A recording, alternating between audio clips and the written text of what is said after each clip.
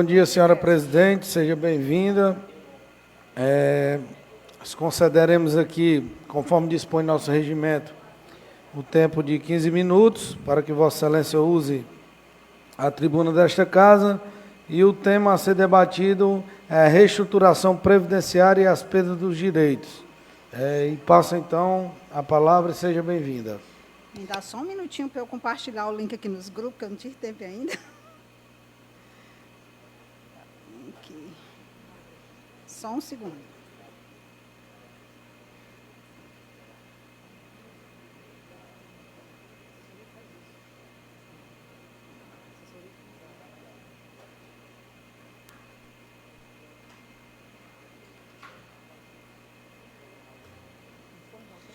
Bom dia a todos e a todas.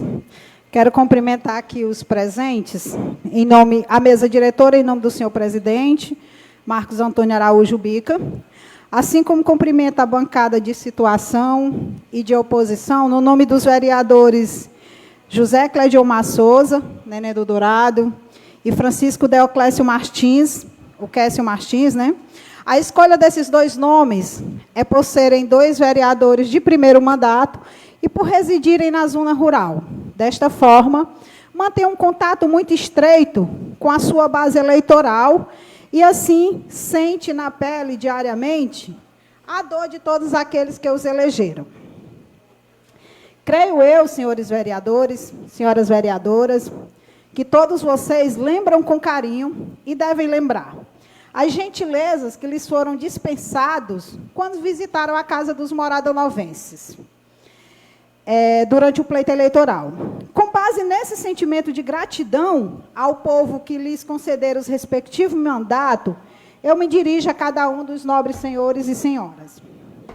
Os votos que os elegeram vieram do campo, da cidade, e em todas essas áreas você pode encontrar um servidor público municipal.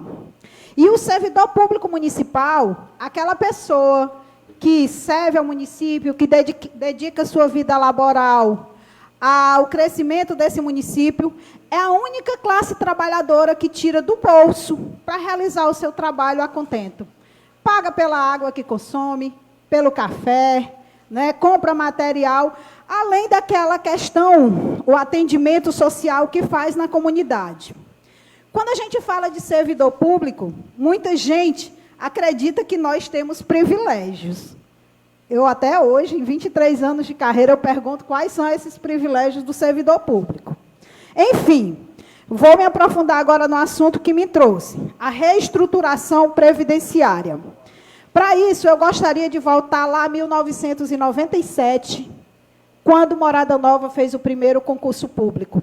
Naquela época, eu era apenas uma estudante do curso pedagógico e vi no concurso público a oportunidade de se construir carreira como servidor público nesse município, porque até então os servidores públicos que tinham eram indicados.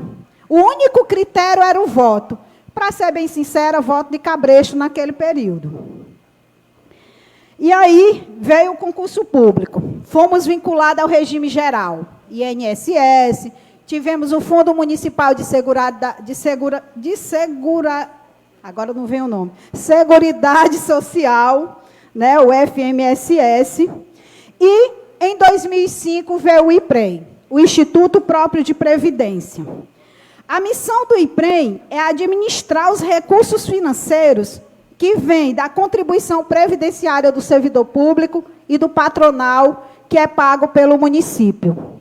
O seu intuito é garantir e conceder aos nossos segurados, nós dependentes, os benefícios previdenciários assegurados em lei, como também buscar o equilíbrio financeiro e atuarial para a perpetuação do Fundo de Previdência do município de Morada Nova.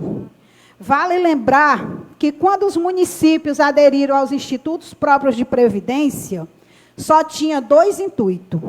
O primeiro era diminuir a alíquota, economizar com o patronal. Ao INSS se pagava 22%. Ao criar o Instituto Próprio de Previdência, ele poderia escolher uma alíquota entre 11% e 22%. Não preciso nem dizer qual que escolheram, né? O mínimo possível, 11%. Enquanto o servidor público não teve nenhuma benesse, continuou pagando o mesmo que pagava para o Fundo Geral da Previdência Social, 7%. O outro ponto importante era evitar aquela velha história, evitar a fadiga de ter as contas do município bloqueadas quando não repassava o dinheiro para o INSS. Não precisa ser muito inteligente para entender. Se para o regime geral pagava-se 22 e reza-se que o INSS é quebrado, um fundo onde se paga 11, pouco tempo ele estaria falido. Alguém tem dúvida? Lógico que não, né? E aí começou a história do regime geral. Vale só lembrar que, desde então, foram saques e saques, começando lá com o Fundo Municipal de Seguridade Social, quando alguém levou o fundo. Todo mundo conhece essa história, né, Inara? Professora Inara. E aí veio os problemas financeiros e atuariais do IPREM. Para resolver o problema, faz-se o quê? Aumenta a alíquota. 2011, o servidor público que pagava 7, passou a pagar 11, mais do que o que se paga no regime geral. 2011. 2019, saiu de 11 para 14, pagando quase o dobro. Aquela classe que tem privilégio, né? Passou a pagar quase o dobro do que se paga no regime geral. E, quanto ao município, o aumento das alíquotas patronais aconteceram, foram implantadas alíquotas suplementares, mas longe dos 22% que se pagava ao regime geral. Bem longe. Além disso, lembra da história das contas fechadas bloqueadas por conta de falta de repasse? Também deixaram-se de fazer os repasses ao IPREM. E aí vieram os parcelamento, reparcelamento, todo mundo também conhece essa novela. Criou-se uma lei para evitar os parcelamentos. Criou-se outra lei para desmanchar a lei contra o parcelamento. E o interessante é que alguns vereadores que criaram a lei para evitar o parcelamento também mudaram essa lei. E aí a gente vê como continua. O município só se preocupa na hora que precisa realmente das certidões e começa a atacar. Aí vem a reestrutura previdenciária. A emenda constitucional 103, que aconteceu a nível nacional em 2019, é o pano de fundo. O município precisa se adequar à emenda constitucional 103. Todos nós sabemos. Eu sei disso. Eu sou a favor dessa reestruturação. Por que eu sou a favor da reestruturação? Porque da forma como está a 103, ela é danosa demais. Ela é uma lástima. E o município, balizado pela própria emenda constitucional 103, tem a oportunidade de amenizar os ataques. Aí vamos lá. Eu tomei conhecimento pela emenda constitucional como membro do Conselho Previdenciário do IPREM. Infelizmente, nos foi concedido um tempo que não foi o suficiente para a gente propor algumas mudanças. A gente vê que houve avanços, e eu escutei ontem, inclusive, na reunião das comissões, do nobre vereador Ilmar, que havia avanços, inclusive, acordados com esse sindicato. É verdade. Tem avanços. Mas os avanços que houveram em comum acordo foi exatamente porque a forma como estava na proposta inicial era tão danosa que sequer deveria ter sido mencionado. E aí, realmente, sem grande dificuldade, a gente conseguiu melhoria. Mas a gente precisa ainda atentar para diversos pontos. Não daria tempo eu falar de todos aqui. Mas eu gostaria de citar, por exemplo, no que se refere à aposentadoria especial. Primeiro, duas categorias que têm prejuízos laborais não foram mencionadas. São os músicos, que se expõem ao ruído constante. São os agentes de trânsito, que arriscam sua vida no transporte, no trânsito, que se expõem ao sol. E quanto ao professor, tem uma regra lá muito clara. Não está ruim, mas não poderia ser pior, né? Mas é nesse ponto onde se aproveita para fazer um ataque direto à instituição sindical. Lá no artigo fica bem claro que deverá ser comprovado o tempo de exercício específico no magistério. Então, se um professor se ausenta para exercer um mandato classista, como é o meu caso, ele vai perder o direito à aposentadoria especial. Ou então vai ingressar com a batalha judicial. Essa é uma forma de inibir o surgimento de novos líderes sindicais. Qualquer pessoa que vá assumir a presidência do sindicato vai pensar duas vezes. Quem for assumir a diretoria financeira também vai pensar duas vezes. Então, precisa-se ter cuidado em relação a isso. Outro ponto, que esse me perdoe, mas eu fico indignada. Vem lá da Emenda Constitucional 103 e no município foi propagado como a maravilha, a 8ª maravilha do mundo. A aposentadoria por exposição a agentes nocivos, arbitrária e sexista.